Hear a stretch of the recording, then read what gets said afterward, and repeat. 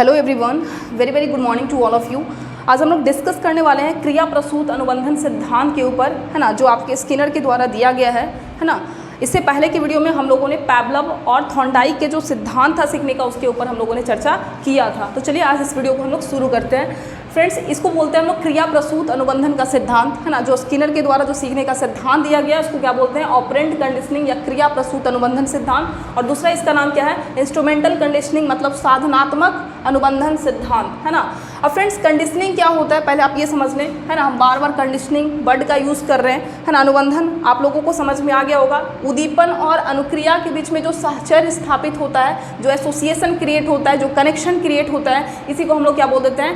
Conditioning बोल देते हैं, ठीक ना। उद्दीपन और अनुक्रिया के बीच में, है ना, उद्दीपन और अनुक्रिया के बीच में, है ना, या ये कहें कि एसोसिएशन द्वारा, है ना, साहचर्य के द्वारा उद्दीपन और अनुक्रिया के बीच में संबंध क्रिएट करना क्या कहलाता है? कंडीशनिंग कहलाता है। और ये जो कंडीशनिंग है ना फ्रेंड्स, वो दो प्रकार का होता है। एक आपने देख लिया है ना, क्लासिकल कंडीशनिंग, और दूसरा जो आपका होता है ना, दूसरा जो आपका होता है वो होता है ऑपरेंट कंडीशनिंग,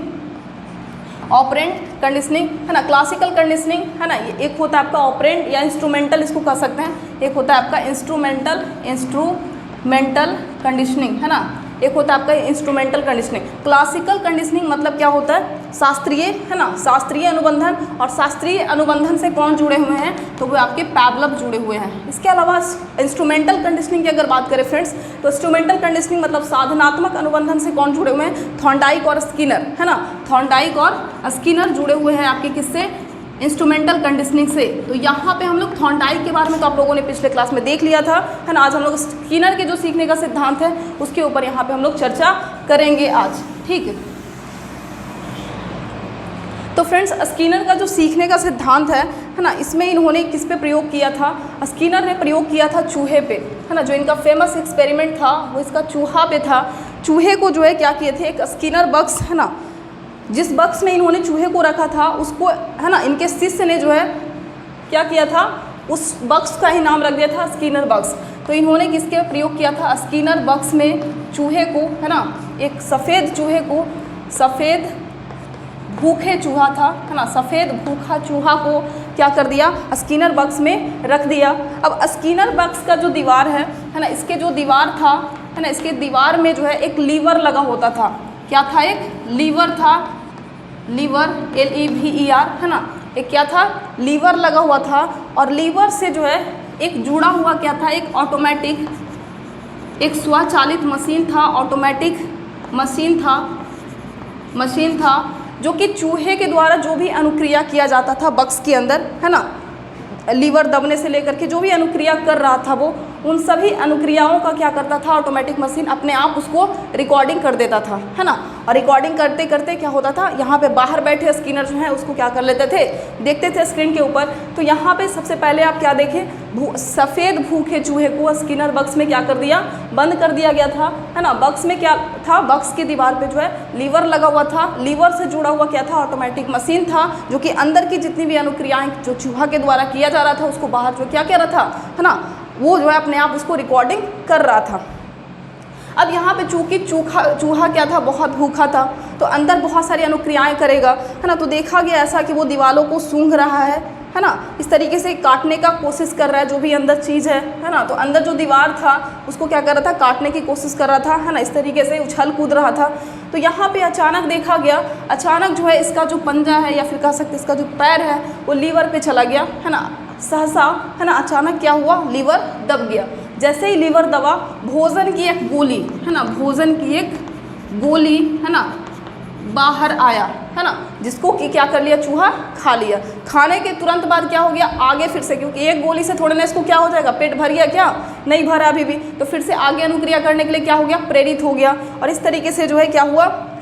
फिर से लीवर पे क्या हुआ? दब गया। और फिर से गोली जो है बाहर मतलब फिर से आ गया और फिर से उसको खा लिया। और आगे इसी तरीके से जो है वो क्या करता गया जब तक उसका पेट पूरा भर नहीं जाता है। तो इसी तरीके से क्या हुआ? ऐसा देखा गया कि क्या हुआ, धीरे धीरे प्रयास के बाद उसके जो भी अनुक्रियाएं थी, जैसे कि अब दीवार पे जो है मुंह से काट रहा था, लेकिन अब वो नहीं काट रहा है ना। अब वो जो उनकी जो भी अनियमित क्रियाएं थी वो धीरे धीरे क्या होते गया, कम होते गया, और डायरेक्ट जो है भोजन की गोली है ना, डायरेक्ट लीवर पे प्रेस किया और भोजन की गोली को खा लेता था।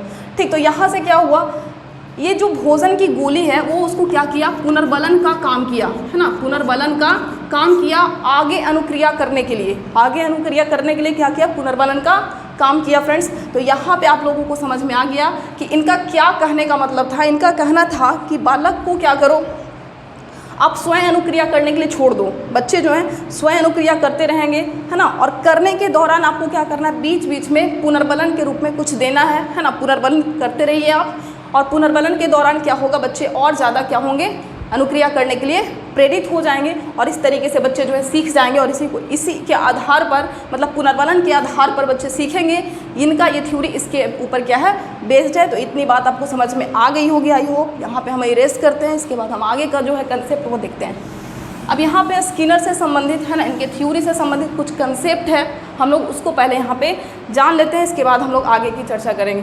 तो जो महत्वपूर्ण संप्रत्यय है ना, आप महत्वपूर्ण संप्रत्यय देकर के डैश देंगे, जो भी नोट्स बना रहे होंगे वो ऐसे ही बनाएंगे, है ना। महत्वपूर्ण संप्रत्यय, इंपॉर्टेंट कंसेप्ट कौन कौन से जो है इस सिद्धांत से जो है वो जुड़ा हुआ है। तो सबसे पहले की अगर बात करें तो वो है आपका क्या, पुनर्बलन, है ना। सबसे पहली संप्रत्यय क्या है आपका, पुनर्बलन, मतलब रीइंफोर्समेंट, है ना, पुनर्बलन, रीइंफोर्समेंट, रीइंफोर्समेंट, रीइंफोर्समेंट।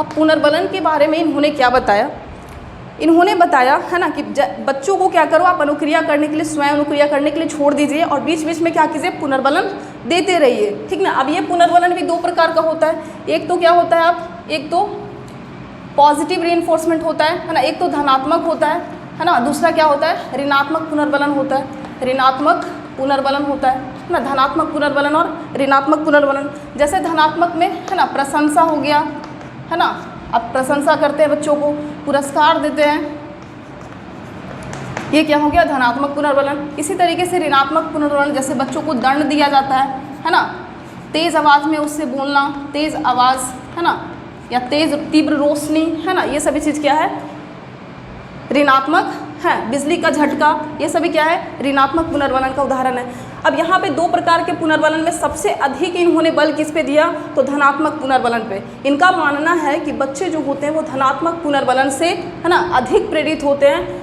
मतलब ऋणात्मक पुनर्बलन को इन्होंने क्या कहा, कम प्रभावशाली माना है, ठीक ना। ऋणात्मक पुनर्बलन क्या है, कम प्रभावशाली है ना, कम प्रभावशाली है, ठीक। इन्होंने इस तरीके की बात की। इसके अलावा फ्रेंड्स यहाँ पे पुनर्बलन की, अगर यहाँ पे अनुसूची की बात किया इन्होंने, है ना, कि पुनर्बलन की जो है अनुसूचियाँ अलग अलग होती है। तो आप सतत पुनर्बलन करते हो बच्चों को, या तो आप आंशिक पुनर्बलन करते हो, है ना। एक तो क्या करते हो आप सतत करते हो, है ना, लगातार करते हो, और एक आप क्या करते हैं, आंशिक पुनर्बलन देते हैं। तो आप क्या सोच रहे हैं, सतत पुनर्बलन अच्छा है या फिर आंशिक पुनर्बलन ज़्यादा अच्छा है, कौन सा ज़्यादा अच्छा है ना, बच्चों को कौन सा ज़्यादा अच्छा होता है देना, है ना। तो आप सभी लोग कहेंगे कि सतत पुनर्बलन, लेकिन यहाँ पे इन्होंने आंशिक पुनर्बलन को ज़्यादा महत्वपूर्ण बताया। इनका मानना था, है ना, कि बच्चों सतत पुनर्बलन का मतलब क्या हुआ, हर एक क्रिया के बाद बच्चों को क्या कीजिए, आप पुनर्बलन दीजिए, प्रशंसा कीजिए, पुरस्कार देते रहिए, ठीक है ना। मतलब हर एक क्रिया में, जैसे बच्चे अगर खराब भी कर दिए तो कोई बात नहीं, आप प्रशंसा कर दो, है ना, उनको जो है दे दो, पुरस्कार दे दो। आंशिक पुनर्बलन में क्या हुआ, आप किसी कार्य में किसी अनुक्रिया के बाद बालक को क्या कर सकते हैं, पुरस्कार देते हैं, और किसी अनुक्रिया को करने के बाद बच्चे को आप पुरस्कार नहीं देते हैं। तो ये है आपका आंशिक, और ये है आपका क्या, सतत पुनर्बलन। इसके बाद हम और भी आगे देखेंगे, है ना, आगे नेक्स्ट यहाँ पे दूसरी संप्रत्यय की बात करें फ्रेंड्स, तो दूसरा जो संप्रत्यय है आपका, जो कि सिद्धांत से जुड़ा हुआ है, वो है अंतर्नोद, है ना। अंतर्नोद जिसको हम ड्राइव कहते हैं, अंतर्नोद, अंतर्नोद जिसको बोलते हैं ड्राइव। अब फ्रेंड्स ड्राइव क्या होता है, ड्राइव का मतलब होता है ना, ड्राइव जो है व्यक्ति की आंतरिक अवस्था होती है ना, व्यक्ति की वो आंतरिक अवस्था जो कि आगे अनुक्रिया करने के लिए व्यक्ति को क्या करे, और प्रेरित करे, धक्का लगाए, ठीक ना। तो ये क्या होता है, व्यक्ति की आंतरिक अवस्था होती है ना, व्यक्ति की आंतरिक अवस्था होती है जो व्यक्ति को मतलब अंदर से किसी कार्य को, क्रिया को करने के लिए क्या करे, प्रेरित करे। पुनर्बलन आपका दोनों हो सकता है, धनात्मक भी हो सकता है और ऋणात्मक भी हो सकता है ना, ये आपका आंतरिक भी हो सकता है और बाह्य भी हो सकता है ना। बाहर से भी प्रेरणा दी जा रही है ना, और आंतरिक भी प्रेरणा होती है, जैसे बच्चे की जो रुचि हो गई है ना खुद से। तो यहाँ पे ड्राइव के बारे में क्या है, अंतर्नोद क्या होता है, अंतर्नोद में बाहरी नहीं होता है, जो भी होता है आपकी आंतरिक होता है, आपके अंदर से निकलेगा, आप अंदर से प्रेरित होगे किसी काम को करने के लिए। तो ये क्या है, आपका ड्राइव है, मतलब कि चालक जिसको हम हिंदी में बोलते हैं, इसका एक और नाम क्या है, अंतर्नोद या फिर चालक, है ना, इसी को बोलते हैं चालक। मतलब अगर आपको भूख लगेगी, है ना, जितना तीव्र भूख लगेगा उतने ही आप अंदर से क्रिया करने के लिए क्या हो जाओगे, प्रेरित हो जाओगे। जैसे कि यहाँ पे है ना, चूहे के ऊपर जो इन्होंने प्रयोग किया था, तो चूहा को क्या रखा था, भूखा रखा था, है ना। अब अगर कम भूखा होता तो अंदर क्रिया करता ही नहीं, है ना, अंदर क्रिया करता ही नहीं, है ना। इसलिए अधिक भूख होना, मतलब जितना अधिक अंतर्नोद होगा, वैसा भी नहीं कि ज़्यादा मतलब बिल्कुल मरा टाइप का, है ना, बिल्कुल ऐसा भी नहीं होना चाहिए कि मतलब जाए और मर जाए, ठीक ना। मतलब इस तरीके का होना चाहिए कि उसको जो है क्या हो, अंदर से पूरा प्रेरित हो जाए कार्य को करने के लिए। आई होप आपको समझ में आ गया होगा। व्यक्ति की आंतरिक अवस्था जो कि उसको क्या करे, अंदर से कार्य करने के लिए उसको प्रेरित करे, ठीक।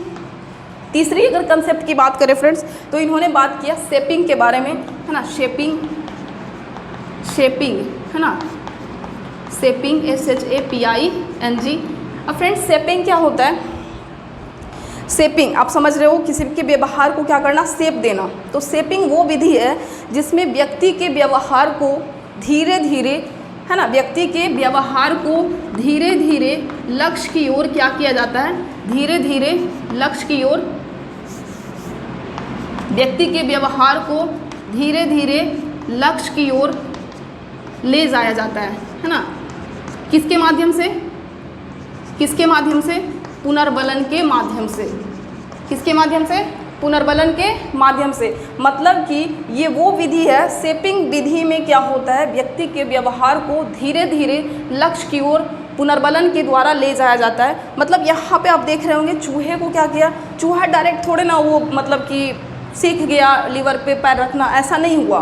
वो क्या किया, सबसे पहले अनुक्रिया बहुत सारा किया, उस अनुक्रिया को पॉजिटिव डायरेक्शन में ले जाया गया। क्या सिखाना था, लीवर को दबाने के लिए, लीवर को प्रेस कर करके किस प्रकार से भोजन निकलता है इसकी तरफ इसको ले जाना था, लीवर को दबाना सिखाना था मेन रूप से यहाँ पे। तो कैसे सिखाया गया, पुनर्बलन के द्वारा। भोजन की गोली अगर नहीं निकलता तो क्या चूहा आगे प्रेस करता या फिर उसके मतलब और सारी क्रियाओं को करता, नहीं करता फ्रेंड्स, बिल्कुल भी नहीं करता। तो यहाँ पे क्या किया जाता है, किसी भी व्यक्ति के व्यवहार को, बालक के व्यवहार को धीरे धीरे लक्ष्य की ओर, लक्ष्य क्या था, लीवर को प्रेस करना सिखाना, है ना। तो लक्ष्य तो ये था, लेकिन बीच में उसका पुनर्बलन का काम कौन किया, भोजन की गोली पुनर्बलन का काम किया। अगर भोजन नहीं निकलता तो ये अनुक्रिया नहीं करता। तो ऐसे ही बच्चों के साथ भी आपको यही करना है ना। क्या करेंगे आप, पुनर्बलन के रूप में आप बीच बीच में देते जाइए, तभी बच्चे आगे क्रिया को करते रहेंगे और इस तरीके से सीखने की गति जो है वो तीव्र होती जाएगी। चौथी की अगर बात करें फ्रेंड्स, तो यहाँ पे शेपिंग, है ना। इसके अलावा यहाँ पे जो भी कंसेप्ट है फ्रेंड्स वो ज़्यादा इंपॉर्टेंट नहीं है, आपका ये 3 कंसेप्ट जो है इंपॉर्टेंट है। इसके अलावा यहाँ पे बात करें कि इन्होंने जो है शेपिंग को क्या कहा, शेपिंग को इन्होंने एक अलग नाम दिया है, क्रमिक सन्निकटन की विधि। क्रमिक सन्निकटन की विधि, मतलब शेपिंग को क्या बोलते हैं, क्रमिक सन्निकटन की विधि। मतलब क्या होता है, धीरे धीरे आपको क्या किया जाता है, लक्ष्य की ओर ले जाया जा रहा है ना। क्रमिक सन्निकटन की विधि जिसको बोलते हैं हम लोग मेथड ऑफ सक्सेसिव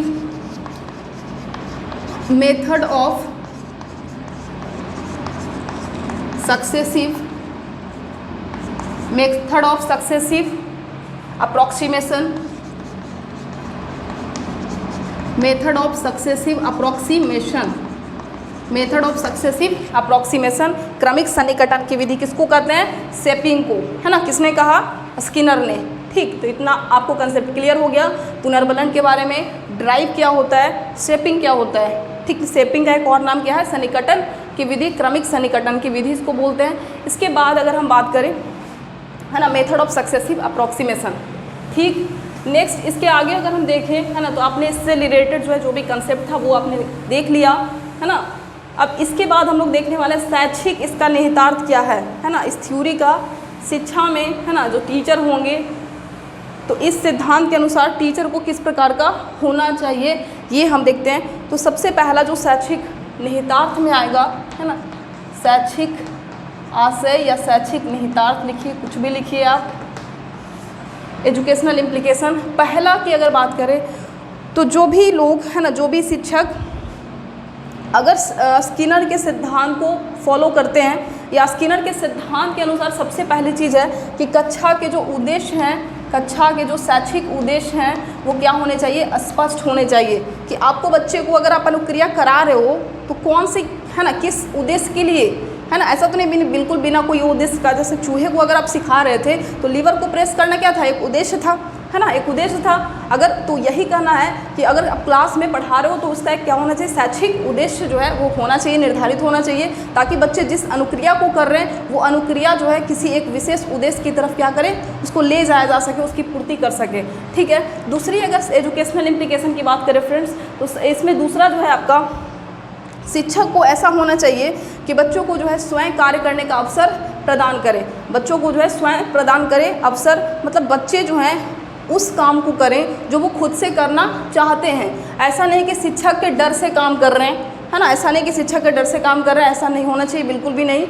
जो बच्चे जो काम को करना पसंद कर रहे हैं उसी काम को करने के लिए उनको अवसर देना चाहिए, उनको प्रेरित करना चाहिए, है ना। इससे क्या होगा, सीखने की गति जो है वो तीव्र होगी। तीसरा अगर हम यहाँ पे शैक्षिक आशय की बात करें तो तीसरा आपका ये है कि बच्चों को क्या करना चाहिए, है ना, पुनर्बलन देना चाहिए, है ना। अब इन्होंने यहाँ पे सतत और आंशिक के बारे में क्या बोला,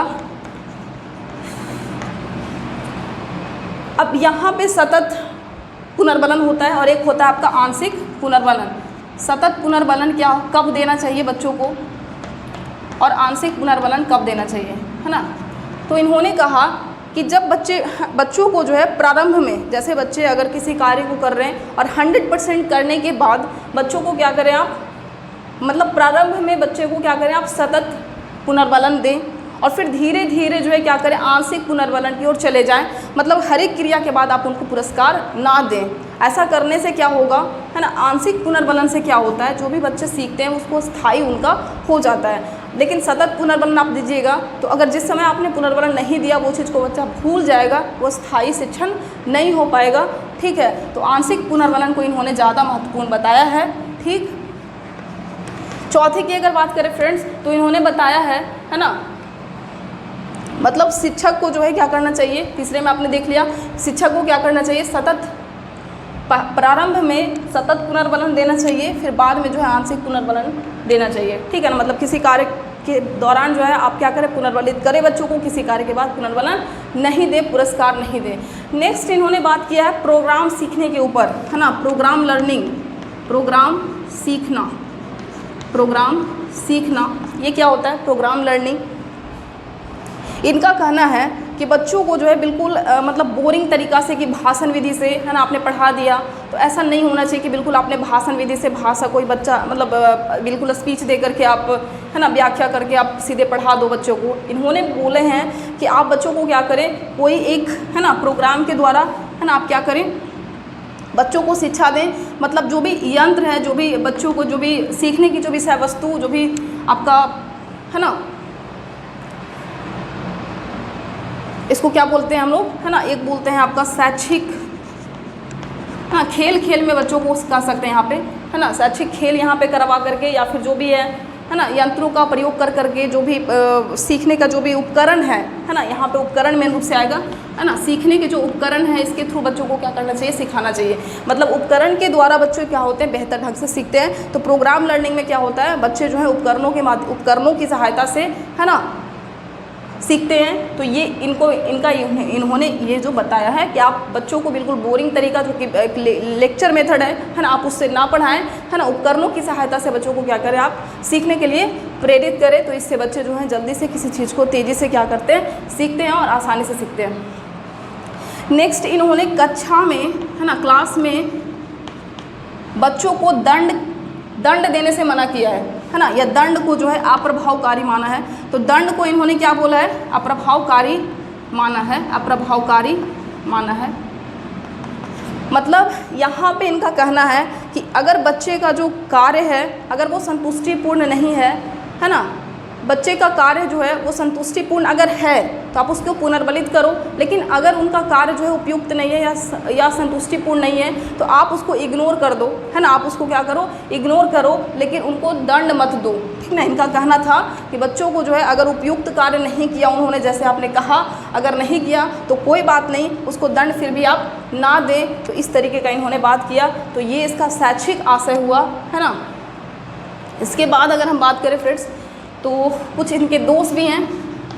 अब दोष पे यहाँ पे चर्चा कर देते हैं, दोष क्या क्या था, ठीक है। तो शैक्षिक आशय आपको समझ में आ गया, कक्षा का उद्देश्य स्पष्ट होना चाहिए, है ना। दूसरा आपने क्या देखा कि बच्चों को जो है क्या करना चाहिए, है ना, बिल्कुल मतलब बच्चों को स्वयं करके सीखने के ऊपर प्रेरित करना चाहिए। डर बिल्कुल नहीं होना चाहिए। ऐसा नहीं कि शिक्षक के डर से कोई काम कर रहा है ना, शिक्षक के डर से कोई काम ना करे, है ना। डर को इन्होंने क्या किया, अप्रभावकारी माना है। नेक्स्ट, पुनर्बलन के द्वारा यहाँ पे सीखने पे बल दिया कि बच्चों को प्रारंभ में क्या करें आप, है ना, सतत पुनर्बलन दें, फिर बाद में आंशिक पुनर्बलन दें, ठीक ना। प्रोग्राम सीखने के ऊपर इन्होंने बल दिया है, मतलब प्रोग्राम सीखने के ऊपर हम शायद आपको एक और वीडियो बनाएंगे, है ना, कि क्या होता है। कक्षा में दंड को क्या माना है इन्होंने, अप्रभावकारी माना है, ठीक। नेक्स्ट की अगर बात करें फ्रेंड्स, यहाँ पे दोष के बारे में पढ़ लेते हैं, है ना। दोष क्या क्या था इनका। सबसे पहला चीज़, इन्होंने जो सीखने की व्याख्या की है ना, वो किस पे मतलब सिर्फ और सिर्फ उद्दीपन और बालक के द्वारा की गई अनुक्रिया, है ना, सिर्फ और सिर्फ बालक और मतलब उद्दीपन और बालक द्वारा की गई अनुक्रिया के आधार पर कर दिया है, ठीक ना। लेकिन क्या सिर्फ उद्दीपन और अनुक्रिया के आधार पर कर देने से क्या शिक्षण जो है पूरा हो जाएगा? नहीं होगा ना, है ना। सीखने का जो प्रक्रिया है उसमें बालक की जो भीतरी संरचना होती है ना, जैसे कि उसका जो उसके अंदर क्या अभिरुचि है ना, क्या वो पढ़ना चाहता है, तो बालक की जो भीतरी जो समझ है, भीतरी जो उसका मतलब संरचना कह सकते हैं, वो समझे बिना शिक्षक क्या कर सकता है, वो नहीं करा सकता है अच्छा शिक्षण। मतलब सिर्फ और सिर्फ ये जान लेना कि उद्दीपन और अनुक्रिया, है ना, उसके मतलब सीखने के बारे में कि बच्चे जो हैं किसी उद्दीपन के प्रति क्या अनुक्रिया कर रहे हैं, सिर्फ इसके आधार पर बच्चों को नहीं पढ़ाया जा सकता। बच्चे की जो भीतरी जो मतलब संरचना है उसके ऊपर भी क्या होना चाहिए। तो दोष में पहला क्या हो जाएगा, दोष में आपका पहला दोष हो जाएगा कि इन्होंने जो है स्किनर ने सीखने की व्याख्या केवल सीखने